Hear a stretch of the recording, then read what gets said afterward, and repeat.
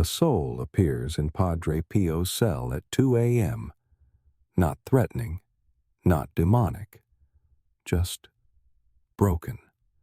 It's a man in his 40s, translucent, weeping, and the first words out of his mouth are so devastating that Padre Pio, who had seen everything in 50 years of mystical experiences, actually gasps.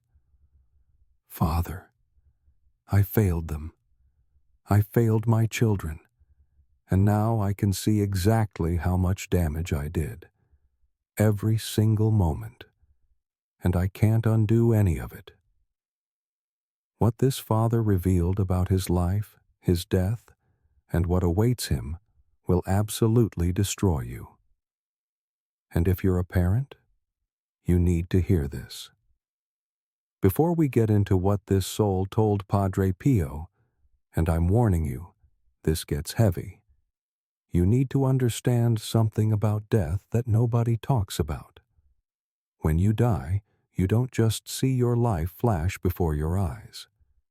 According to Padre Pio, you see the consequences of your life.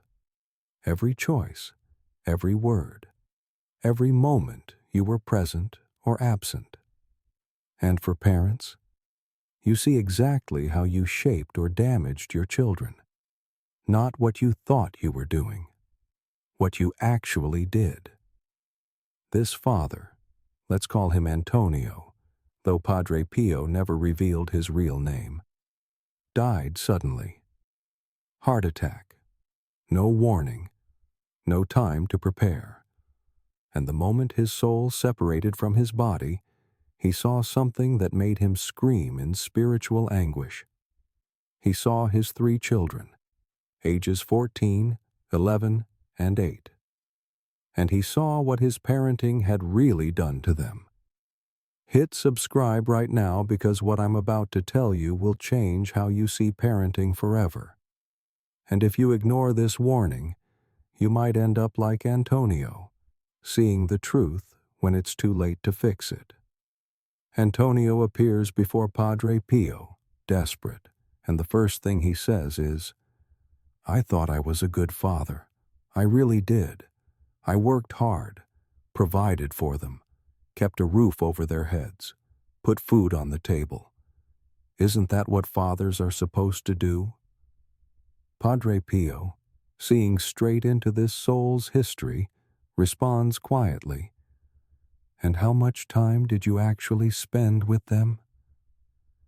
Antonio's soul literally shudders, because now, in death, he can see the math, the brutal, undeniable math. In 14 years of his oldest child's life, he had worked an average of 60 hours per week. Add commute time, and he was gone 70 hours weekly. Asleep, another 56 hours. That left 42 hours, but most of those were spent exhausted, distracted, recovering from work. Actual meaningful time with his children? Maybe 5 to 7 hours per week. Maybe. "I told myself I was doing it for them," Antonio sobs. "But that was a lie. I was doing it for me, for my ego, for my career, for the respect of other men. I used providing as an excuse to avoid the hard work of actually being present." And here's the part that Padre Pio said was most devastating. Antonio could now see every moment his children had needed him, and he wasn't there. His daughter's dance recital where she scanned the crowd for his face and didn't find it. His middle son's baseball game where he struck out and wanted his dad's encouragement, but got silence because Dad was at the office.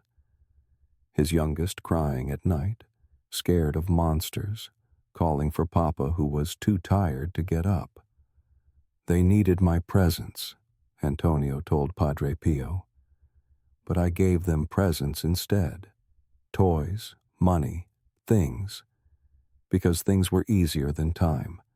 And now I can see Every gift I bought was a substitute for the attention I refused to give. How many of you fathers just felt that punch in the gut? Comment convicted if this is hitting too close to home, because it gets worse. Now Antonio reveals something that made Padre Pio weep, because in death, Antonio could see the consequences of his absence. Not hypothetical future consequences. The actual, real damage that had already been done. His 14-year-old daughter, Maria. She's already looking for male attention in all the wrong places, because I never gave her the father love she needed. So now she's seeking it from boys who will use her. And Father, I can see it. I can see the boy she's going to date next year who will destroy her self-worth. I can see the mistakes she's going to make because she's trying to fill the father-shaped hole I left in her heart. And I can't stop it. I'm dead. I'm gone. And she's going to suffer because of me. His 11-year-old son, Marco. He's angry. So angry. And I never noticed because I was never around. He's becoming violent at school, getting in fights. And you want to know why? Because he's imitating me. Not my words, my actions. He learned from watching me that when you're frustrated, you withdraw. You shut down. You solve problems with force, emotional or physical. I never hit him, but I taught him violence anyway, through my coldness, my emotional absence, my silent anger that filled the house even when I wasn't speaking. His 8-year-old, little Giuseppe. He thinks it's his fault. That's the worst part. He thinks I didn't spend time with him because he wasn't good enough, wasn't interesting enough, wasn't worth my time. And that lie is going to shape his entire life. He's going to spend the next 30 years trying to prove his worth to father figures who don't care, trying to earn love he thinks has to be earned. Because I taught him, without ever saying it, that love is conditional, that you have to perform to deserve attention. Antonio's soul collapsed in front of Padre Pio. I can see it all now. Every wound I inflicted, every moment of damage, every lie I taught them through my behavior. And the worst part? They don't even know yet. They think their pain is normal. They think all families are like this. But one day they'll realize, and they'll hate me. Parents, are you paying attention? Because what comes next is even more devastating. Antonio describes his actual death to Padre Pio. And this is where it gets really intense. He's at the office, working late. Again. His wife had called earlier asking him to come home for dinner. It was Giuseppe's birthday. He said he couldn't. Big project. Has to be finished. The project wasn't that urgent. He just didn't want to go home, because home was loud and chaotic and demanded things from him. The office was quiet, controllable, safe. At 8:47 p.m. he feels a crushing pain in his chest. Heart attack, massive. He collapses at his desk, and in those final 30 seconds before death, something happens that Antonio says was both mercy and torture. Father, I saw them, my family. Like a vision. My wife putting candles on Giuseppe's cake. The kids waiting for me. My daughter checking the door every few minutes. My son pretending not to care, but I could see. He did care. And little Giuseppe asking, when is Papa coming? Over and over. And my wife. I saw her face. She wasn't angry. She was just tired. So tired of making excuses for me. Of telling the children Papa's busy when the truth was Papa chose work over them. Again. And in that moment, those last 30 seconds of life, I understood. I saw clearly for the first time. My children didn't need a bigger house. They needed me. They didn't need more toys. They needed their father. And I had given them everything except what mattered. And then I died, at my desk, alone, working on a project that literally didn't matter, while my 8-year-old blew out his birthday candles without me. Padre Pio asked, "Did you call out to God in those final moments?"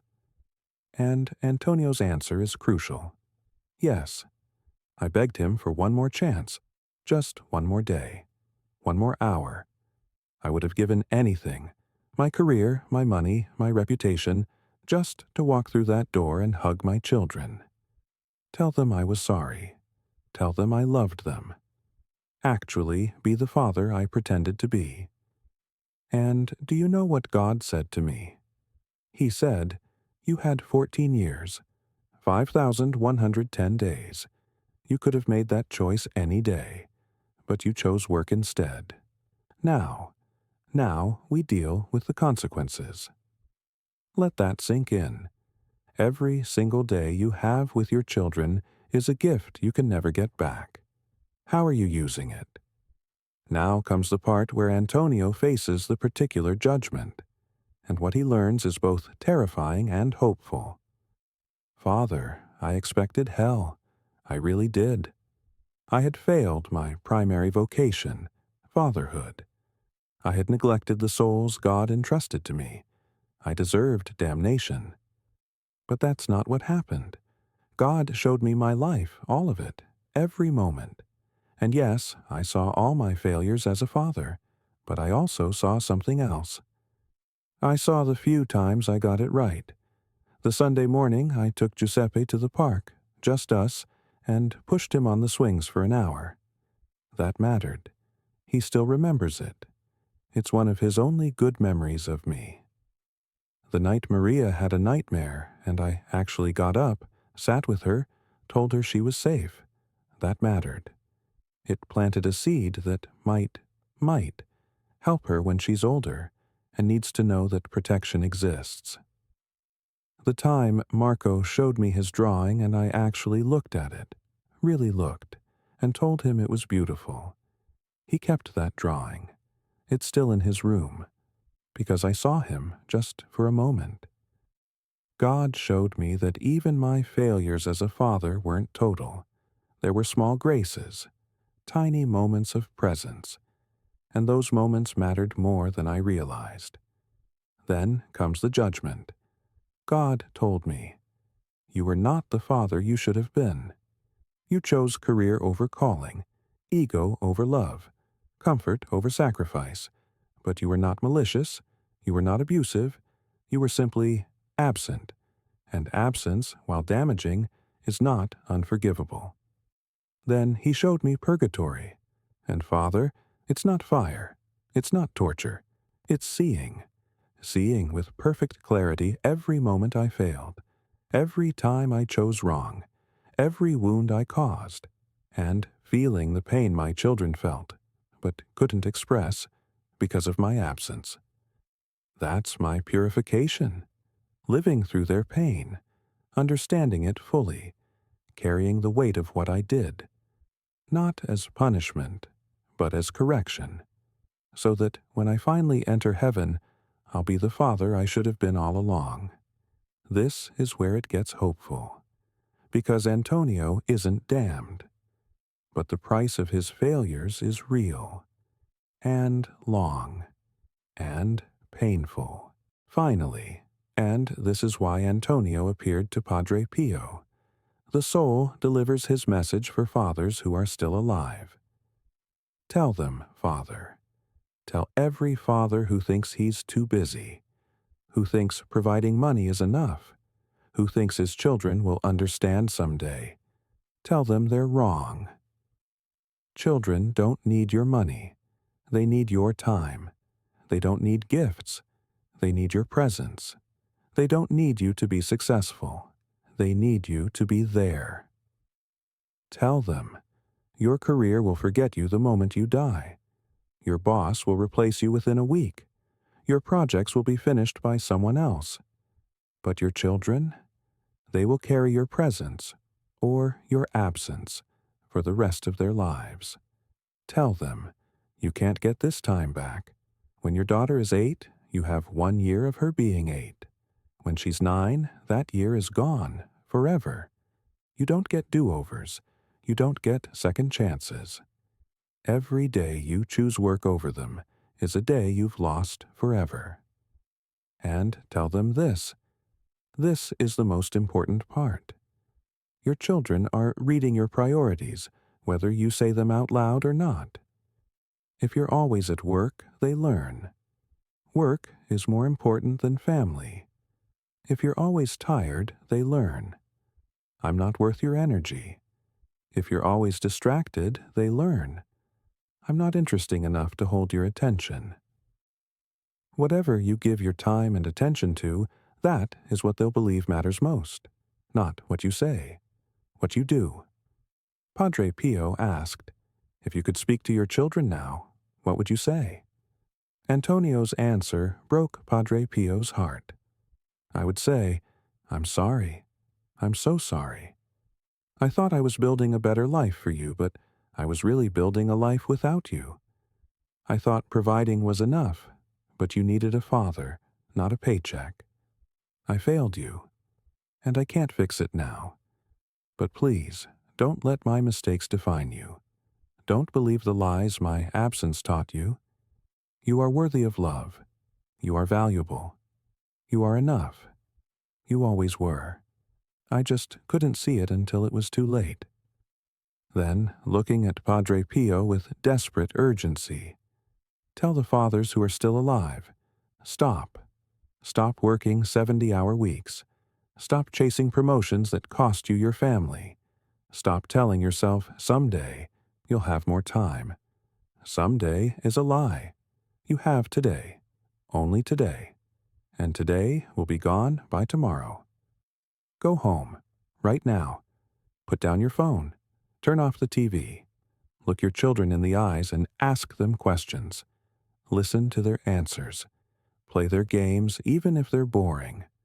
Read their stories even if you're tired. Sit with them. Be present. Actually present. Because one day, and it comes faster than you think, they'll be grown. And you'll look back and realize you missed it. You were there, but you weren't there.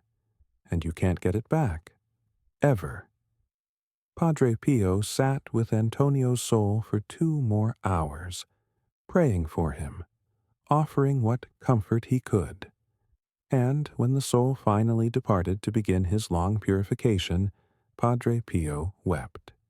He wept for Antonio, for Maria, Marco, and Giuseppe, who lost their father twice, once to his work, once to his death, for every father making the same mistakes, for every child growing up thinking they're not worth their father's time. The next morning, Padre Pio gathered the friars and told them everything, and his final words have been recorded. Tell every father you know. Your children will not remember your job title. They will not remember your salary. They will not remember how clean your house was or how new your car was. But they will remember whether you were there, whether you saw them, whether you valued them. That memory will shape their entire lives. Choose wisely. So here's your challenge. If you're a father, biological, adoptive, spiritual, doesn't matter, stop this video right now. Text your child. Call them. If they're in the house, go find them. And do one simple thing. Tell them you love them. And then prove it by giving them 30 minutes of undistracted attention. No phone, no TV, just you and them. That's it. 30 minutes today might seem like nothing, but in 20 years when they look back, it might be the memory that saves them. Drop a comment. I'm choosing presence if you're committed to this. Share this video with every father you know, because they need to hear this before it's too late. And subscribe, because I'm going to keep exposing these hard truths that nobody wants to talk about, but everybody needs to hear. Antonio didn't get a second chance. But you do. Don't waste it.